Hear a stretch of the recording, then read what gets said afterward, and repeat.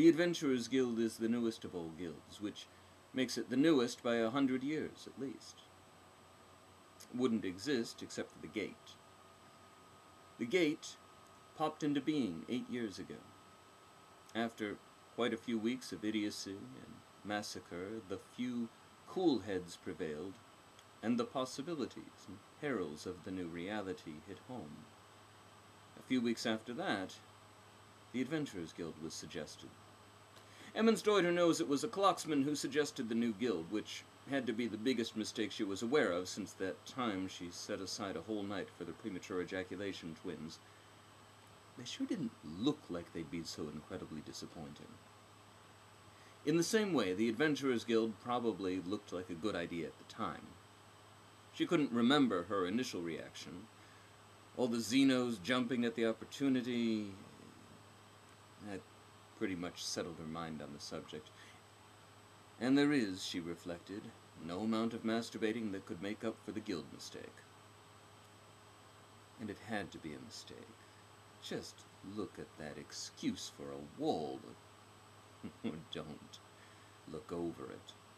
Look through it. Look at the buildings on the other side. 3 Cloxit constructions and at least a half dozen. Fuck! Xeno! Made of sticks and animal skins or mud or shit-nose. Domed or with all the walls leaning in on each other or apparently held up by nothing but good intentions. Nothing a handful of warriors with torches couldn't put right in 20 minutes of light work. Not that they'd be unopposed, mind you. Emmonsdeuter could see 2 absolutely hairless, absolutely brown men in white skirts and nothing else. It is still winter, you idiots. Walk in a circle, scratched in the dirt. Each pointed a nasty-looking fist spike at the other's throat. Around the circle, sprawled on the ground, a motley collection of humans and, beasts. Some of them with swords, a couple polearms. The monster with the spiked club might actually be a problem. Nah. More than the living defenders, Emmonsdeuter figures any invasion force would be slowed by the piles of shit. Piles of shit. Honestly, what the fuck? Not all of the adventurers were practicing fighting. There were tents being erected, campfire cooks at work, maps being sketched, naps being taken. Emmonsdeuter loiters at what passes for a gate. If there are supposed to be guards, there aren't any guards. She could walk right in, but why? She can see pretty much everything from here. If the old man tries to sneak out some back way, she's got a better chance with perspective than if she gets in amongst those structures. A clocksman is walking toward her with determination. He's in his 20s.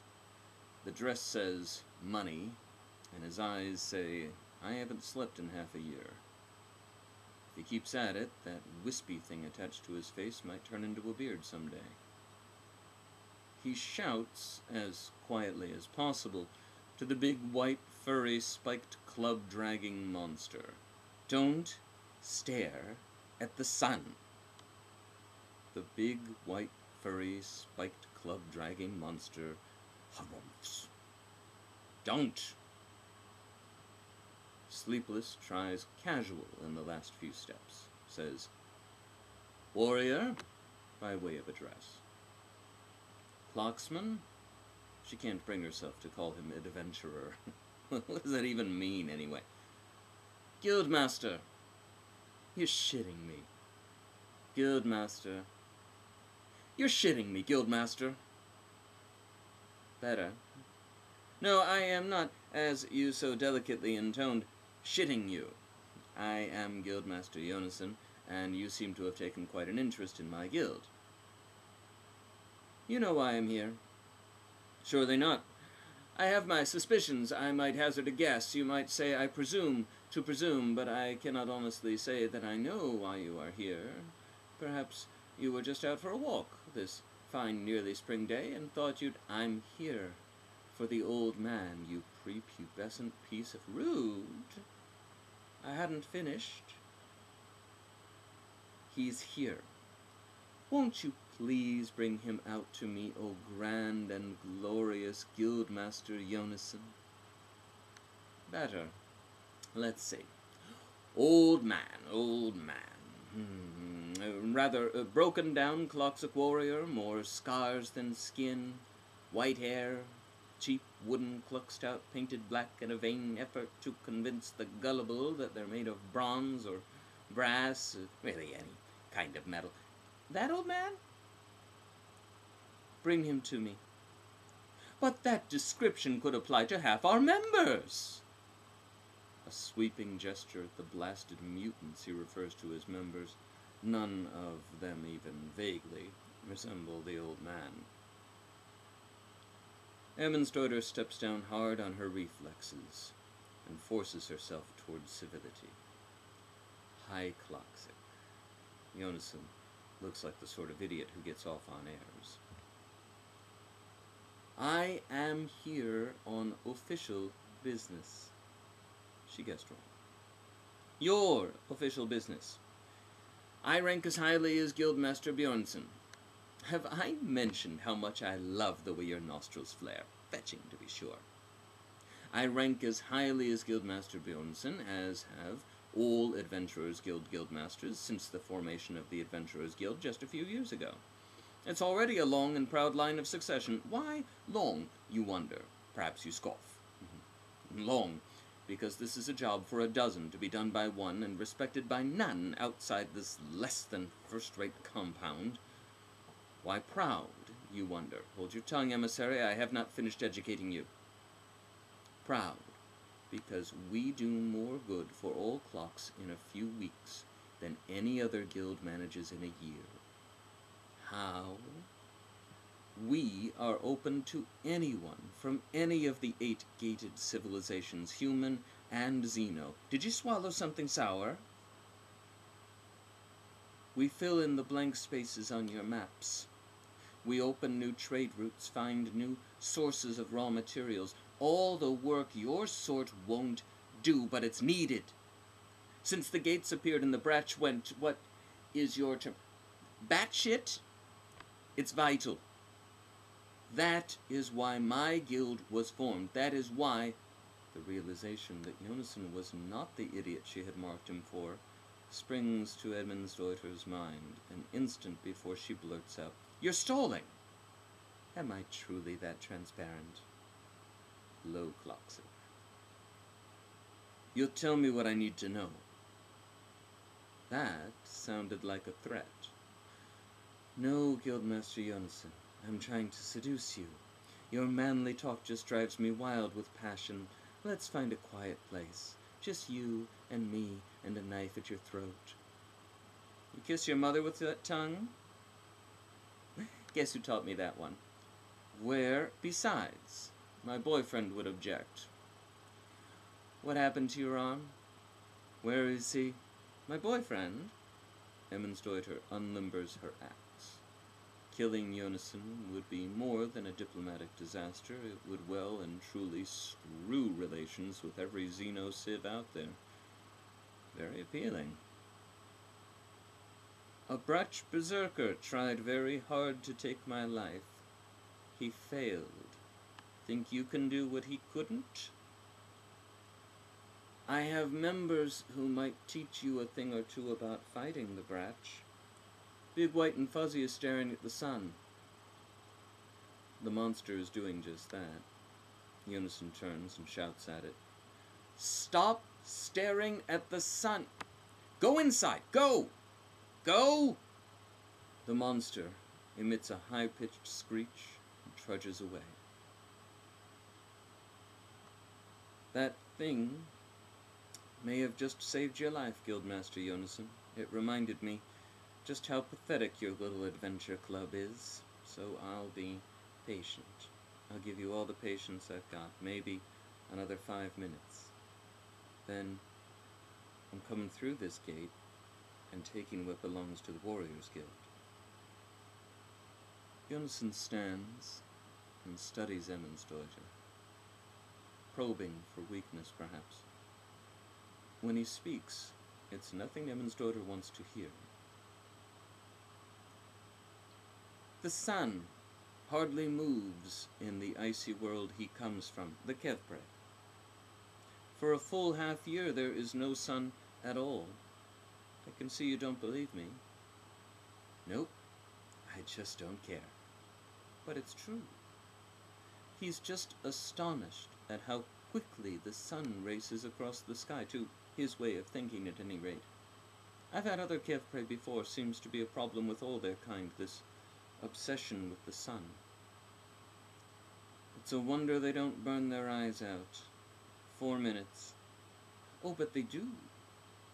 That's why I have to remind him not to look at the sun, and I can see that diminishes him in your eyes. Or, do you hate all Xenos? Yes. Why not? Well, why indeed? Well, Did you see his face? That round kisser of his. It's a perfect circle, lined with teeth sharper than that axe you're holding. And not just one row. Row after row of those unbelievably sharp teeth all around in a circle. They fall out all the time. Those spikes on his club, his own teeth. How about that? The guy can spit out his own weapons. And patience. You've never seen patience like the Kevpre have. They stand next to these ice holes for hours without moving a muscle. Then a big fat seal pops its head through, and the first move the Kevpre hunter makes is the last move the seal ever sees. You're convincing as a motherfucker.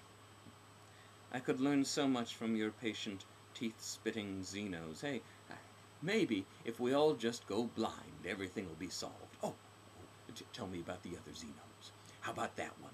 The one taking a dump outside its tent. What could it teach me?